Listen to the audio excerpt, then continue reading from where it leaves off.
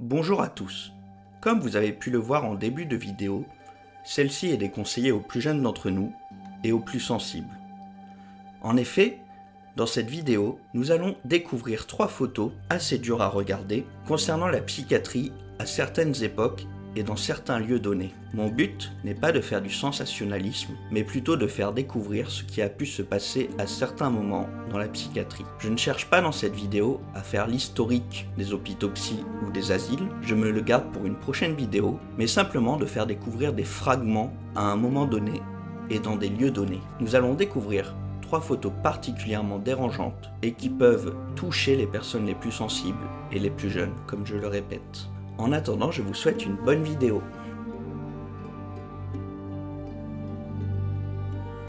Pour la première vidéo, le document présente les différentes raisons d'admission dans un hôpital à la fin du 19e siècle. On peut déjà voir que les raisons sont nombreuses et parfois déconcertantes. Mais avant cela, nous allons faire un petit récapitulatif de l'histoire de la psychiatrie en France. La première réglementation psychiatrique est due à Jean-Étienne Esquirol en 1838. Il est possible d'aller en asile sous 2 placements. Le placement d'office, qui peut être un placement voulu par l'État par exemple, mais il y a aussi le placement volontaire. Le placement volontaire, ce n'est pas vraiment ce que l'on croit. La personne ne va pas elle-même de son plein gré. Le placement volontaire signifie en fait le placement par la volonté du peuple. En d'autres termes, quand on rentre dans un asile, ce n'est jamais par choix, et souvent on y reste à vie. En effet, 5% des personnes seulement ressortent d'un asile en moyenne. Tout le reste finit soit par mourir à l'intérieur, soit y restent jusqu'à leur mort. Dans les asiles de cette période, il est possible de se faire hospitaliser pour n'importe quelle raison.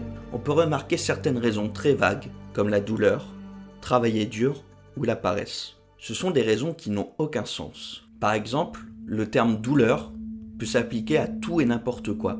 Mais, à cette époque, l'asile sert avant tout à protéger le peuple des gens malades.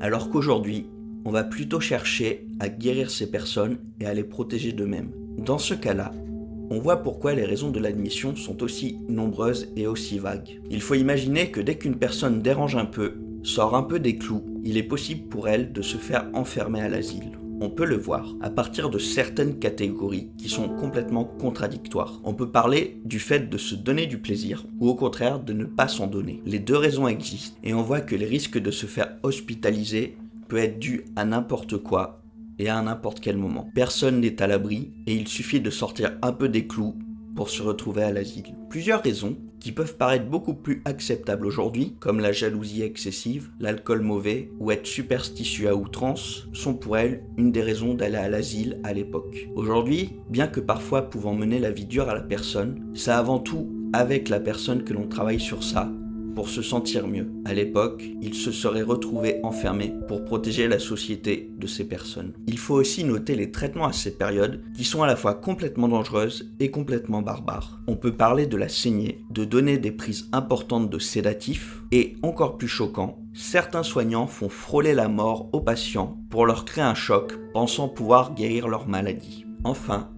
dans le milieu du XXe siècle, l'asile ne s'est pas encore amélioré. Il y a certaines pratiques inacceptables aujourd'hui qui sont pratiquées. On peut parler de la lobotomie, mais aussi de la stérilisation forcée, que pouvaient aussi utiliser certains partis ou certains courants politiques à cette époque. Il faut attendre les années 70 pour avoir un renouveau. C'est l'apparition des psychologues, des aides-soignants et de tout autre professionnel habilité à rendre la vie du patient plus confortable. Les choses s'améliorent petit à petit, mais pas à la même vitesse selon les endroits. Il y a quand même quelques petits changements. Les infirmiers et les infirmières sont formés spécialement pour répondre aux besoins et aux attentes des patients. Enfin, c'est autour de 1960 que les grands instituts, que l'on peut souvent voir dans les films, où de nombreuses personnes sont parquées, pour avoir des structures plus petites et à taille plus humaine. Le suivi des patients est donc plus efficace et plus agréable pour tout le monde. Enfin, il faut attendre les années 1990,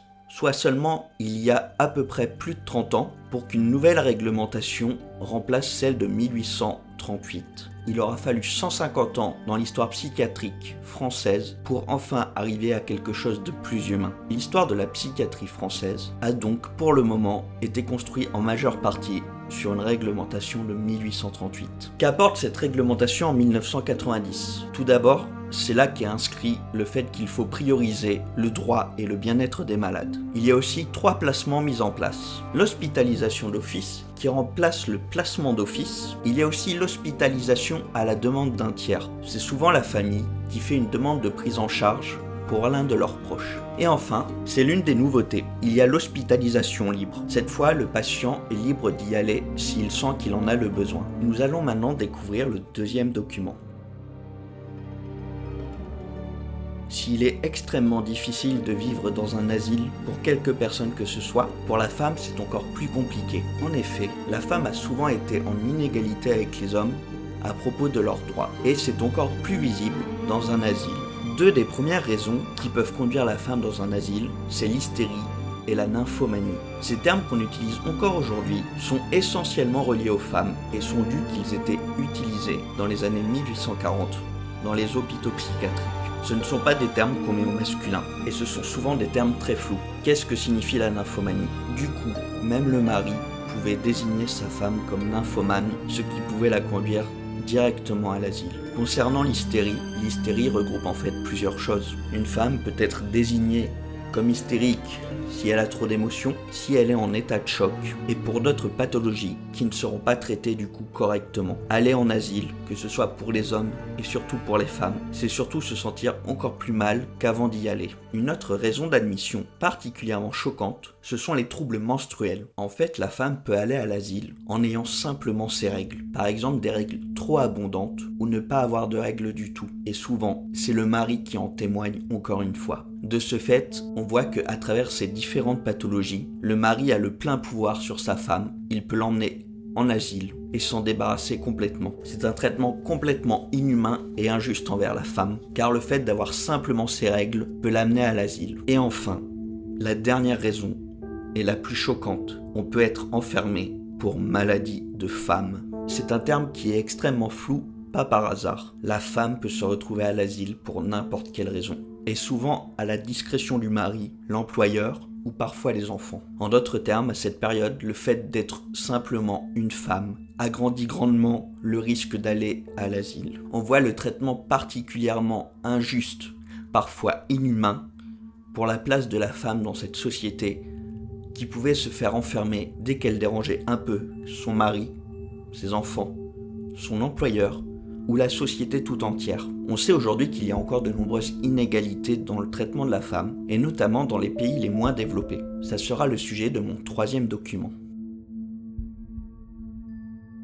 Pour cette photo, on se retrouve au Liban en 1980. 1980, ce n'est pas si éloigné de nous, à peine plus de 40 ans. Dans les pays les plus développés, la psychiatrie s'améliore et met en place le bien-être des patients avant tout. Mais dans certains pays, ce n'est pas le cas, pour plusieurs raisons. Tout d'abord, le manque de moyens. Le manque de moyens ne leur permet pas d'acheter des locaux, d'avoir des médicaments adéquats, et ils n'ont trouvé que comme solution d'enfermer, d'enchaîner les patients pour qu'ils ne soient pas dangereux pour eux-mêmes, mais surtout pour la société. Et on voit que ça peut même toucher des enfants qui ont connu la pauvreté, qui ont sans doute été en état de choc, et vont sans doute se retrouver enfermés, enchaînés pour le restant de leur vie, ce qui est complètement aberrant et choquant. Ensuite, la corruption qui gangrène certains pays peuvent amener certaines personnes qui n'ont absolument rien à se reprocher à se retrouver dans des asiles dans d'autres pays. On peut penser à la Russie ou à la Chine qui font par exemple enfermer leurs opposants politiques dans des asiles en invoquant le fait que ceux-ci sont complètement dissidents et complètement malades, ce qui est complètement injuste et complètement faux.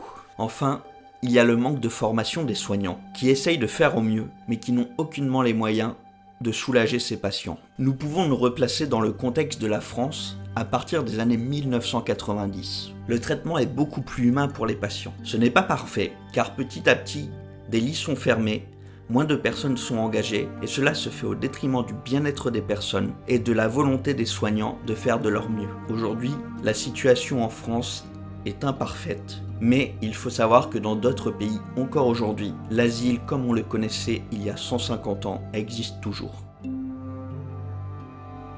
Voilà, c'est fini pour aujourd'hui. J'espère que vous avez apprécié cette vidéo, malgré la rudesse de celle-ci, et j'espère que vous avez pu apprendre certaines choses. En attendant, n'hésitez pas à mettre un j'aime, commenter ou partager cette vidéo. Cela m'encouragera à faire encore mieux dans les vidéos suivantes. Je vous remercie et vous dis à très vite.